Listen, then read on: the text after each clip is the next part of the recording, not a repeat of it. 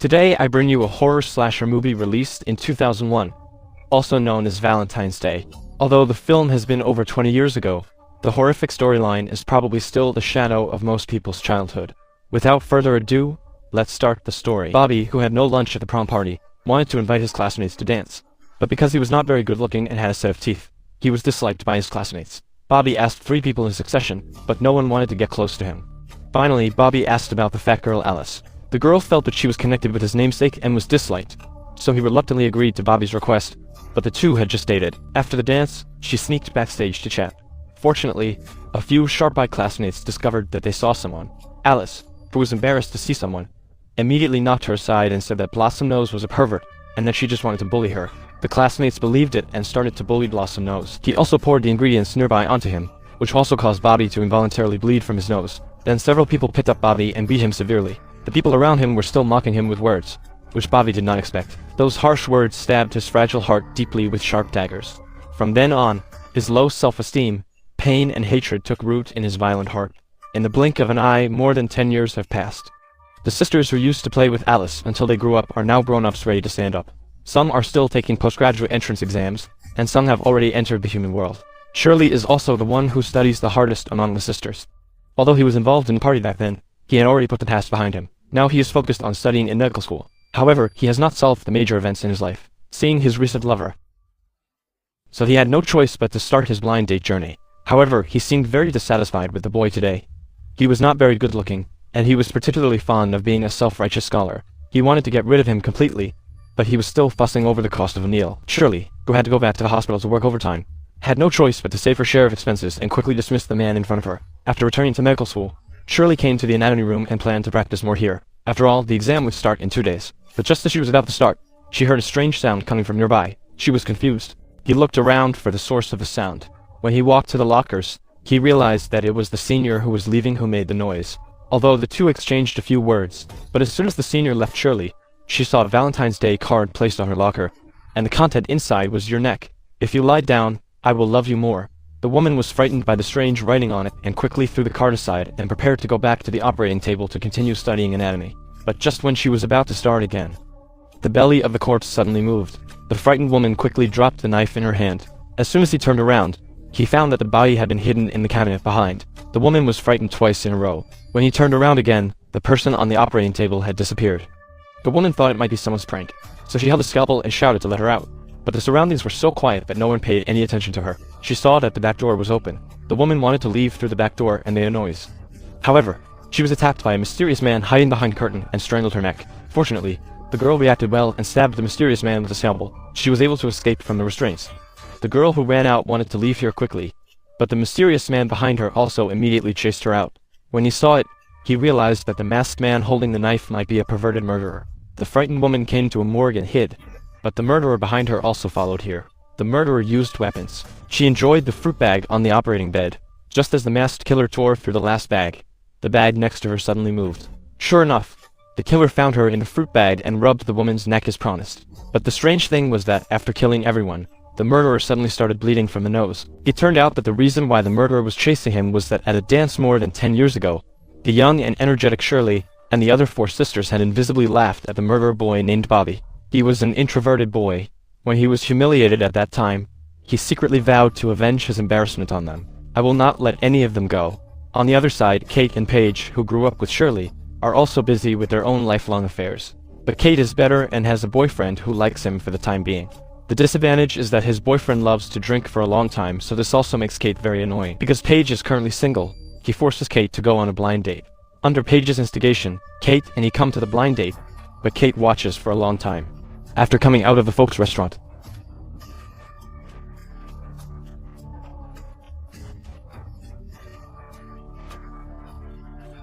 Kate received a call from her best friend Alice, who told her about Shirley's murder. The next day, all 4 sisters attended Shirley's funeral. Kate's boyfriend Arturo was worried that Kate would be too sad, so he also came to the scene to comfort her. But just as Kate was sending Adam away, she saw the liquor her boyfriend had hidden under the newspaper. Kate was very disappointed because her boyfriend had promised him to stop drinking some time ago.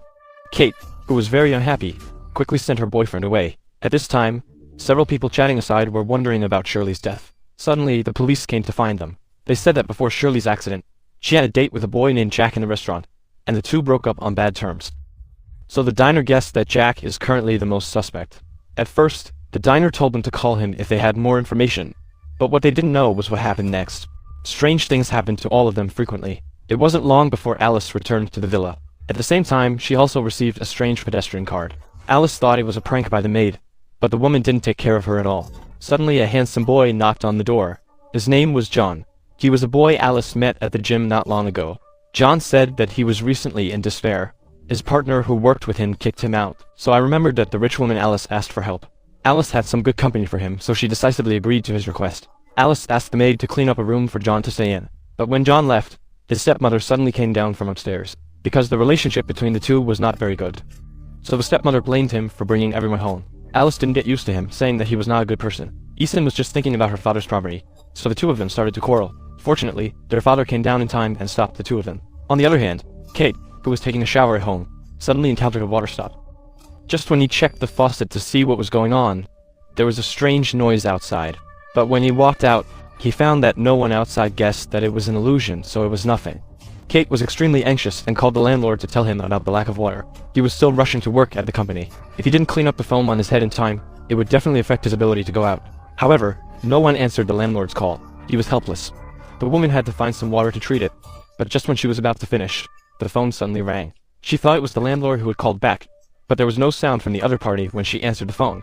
What was even more strange was that her door was opened by someone at some point. Feeling something was wrong, she walked out and came to the elevator entrance. Kate saw a mask that fell on the ground. Just as he was about to pick it up, he saw the neighbor coming out and confessing to him inexplicably. Kate felt that there was something wrong with the neighbor and quickly returned to the room. Lily and Paige on the other side were at home watching a videotape borrowed by their blind date. Just as they were screening their future boyfriends, a ringing bell interrupted their conversation. Lily opened the door and found a Valentine's Day gift box at the door, but no one was outside. Opening the box, she saw that there was also a Valentine's Day card inside, and the content on it said that you should not care too much about appearance. Except for the card. His gift was different from Shirley and Alice's because this time there was a box of chocolates and a rose. They both happily guessed who would give them the gift. Lily said that she didn't have a crush recently, so she couldn't think of who it was. Paishi also said that Brian, who they just met not long ago, would definitely not give her a Valentine's Day gift. Lily didn't think much about it, picked up the chocolate inside and ate it. When he took a bite, he realized something was wrong. Lily, who had eaten a lot of protein from the bugs inside, was shocked when she saw this horrific scene and immediately threw away the chocolate in her hand. Afterwards, the two of them recalled who could do this. They saw that the signature on the card was Jimmy, but they still couldn't remember it and could only.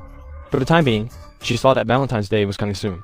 Lily called the other sisters to attend an exhibition together. The long-haired man who made the wrong mistake about the exhibition this time was also Lily's friend Peishi, whom she met a few days ago. When she met Kaiser at the exhibition, she told him about Li Hajion's chocolate. It was so strange to think of it.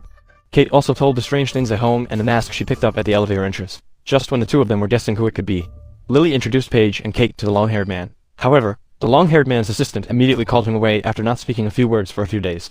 Within a few minutes, the exhibition began to unfold one after another. The boys entered from the entrance on the left, while the students entered through the entrance on the right. Everyone said they didn't think so.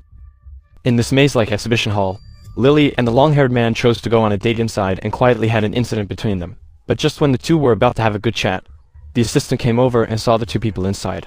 But at this time, Lily also discovered him. Lily wanted to find out why this person appeared here. It's a long story. She called him here. She said it was nothing, but Lily couldn't accept it. She also said she was no different from a pervert. Lily said she had to catch a flight tomorrow and didn't want to be with her anymore. She also told her to go find her assistant. After that, she left here, but she walked inside for a long time. He couldn't even find the door to go out, and the weird noises coming from around him made him feel chilled several times over.